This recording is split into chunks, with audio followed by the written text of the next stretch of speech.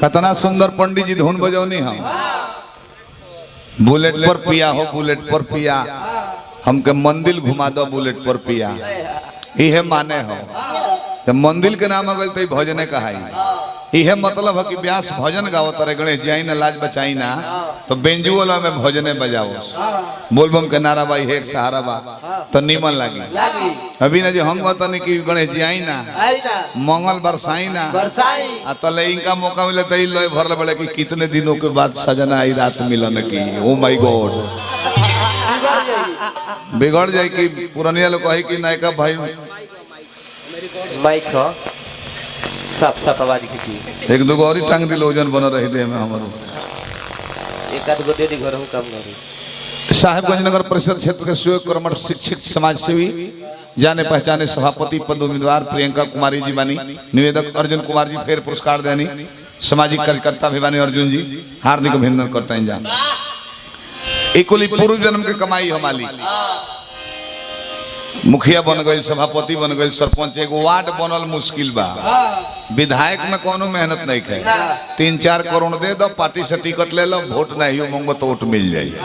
कारण का बा कि लोग प्रत्याशी के ना देखेला विधायक में संसदी में ऊपर देखेला केकर हवा तो तेजस्वी के दे दो केकर बा तो मोदी जी के दे दो केकर बा तो नीतीश के दे दो वो लहर पर जीते जलाई मुखिया वार्ड ऐसा हनु सरपंच बीडीसी 5 वर्ष विकास कैले बड़ो तब वो पटीदार दे कहता कि वोट ना दे कहे ना देव भाई चुप रहो इमरजेंसी में मोटरसाइकिल में गई तो मुखिया जी के भाई कहता रहे कि पेट्रोल खत्म बा हमारा अब ना लतारा खातिर टंकी फुल करे के मुखिया जी धैले रह हितई घुमा के इंडिकेटर तुर के लेकर लटका के द्वार पर खड़ा कर दो देहा देही ऊट बनावे के पड़े बहुत सौभाग्य होला तो लेकिन धुन बाबा बजौनी हमरो पर अति प्रसन्न बानी दूगो चीज बिहार में हम देखनी हो और ही राज्य में ना बिहार में एगो भक्ति एगो कर उल्टा शक्ति आ दोनों के एक दशा मालिक भक्ति में राम जी लोकत रहे कन्हैया जी शंकर जी नहीं खेलो लोकत आ तबो सभे भक्ति करता है और माने का बा कि श्रद्धा भाव से खोजबो तो प्रभु जी कृपा कर दी है भेटा जाई है उहे दशा नीतीश कुमार बिहार में शराब के खोदले बड़े कहीं कोनो दुकान में लोग देखे मालिक लेकिन श्रद्धा भाव से जो है खोजबो 15 मिनट में माल हाजिर बावे पहले औरत समाज लो नीतीश पर एकदम फिदा रहे कि उनके उठवे दिया काहे हो शराब बन को दहले मर्दा पियत नहीं खे हो अब औरतिया गाड़ी देता रिसो लालुए ठीक कर रहे हैं 2 समय फरिया जाता लबनतिया 1000 के बोतल पियता ढेकार तो नहीं खे ओ में ठेपी अलगा बिग द घर से दूसरा पटीदार के सामने कि चेकिंग होंगे तो उधारा जस तू बाच जा वो है धुन हो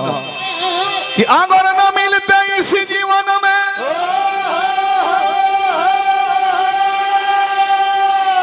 तो लेते जन्म दोबारा जन्म जन्म का साथ है तुम्हारा हमारा हमारा तुम्हारा हथुआ स्टेट उतना बड़ राज कहीं नहीं खैर आजू राजवाड़ हो भारत के स्वाधीनता स्वीकार के हु राजा ना कोई तो हथुआ स्टेट आज भी जाइएगा तो गाड़ी पर नंबर नहीं लिखा जाता है बड़का बड़का हिंदी में लिखा रहेला हथुआ स्टेट का है आउ एगो जिला परिषद में हार गई हो में के प्रत्याशी जबकि सबया फील्ड लोग के जहाज उतरे खातिर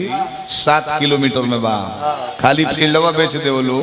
तो एगो जिला बस जाई उतना धन ये बड़ी जो सौभाग्यशाली होला राज तिलक ओकरे मिलेला है चाहे मुखिया बनो सरपंच बनो समाज सेवी बनो तो सुमिरनो हो जाइए स्वागतो हो जाइए ए गांव में केहू मुखिया जी नहीं जीतल का जरूर जीतल लोग सब है नगर पंचायत है तबे तो कौन जाना तो केहू ना मुखिया जी आवते रही ले लो बीडीसी होखम न जाए मंत्री सांसद रउर कृपा से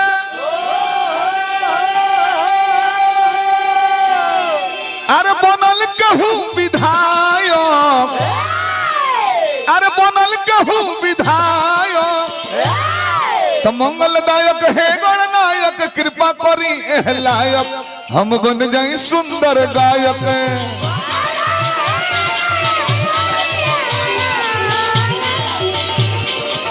मंगलदायक है गणनायक कृपा करी एह लायक हम बन जाई सुंदर गायक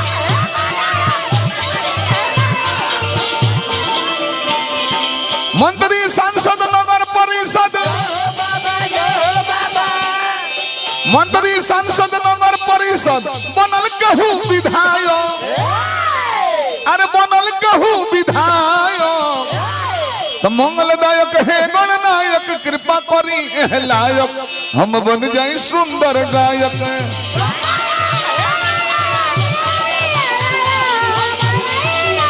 जाजो मंगलदायक है गणनायक कृपा करी एह लायक हम बन जाई सुंदर गायक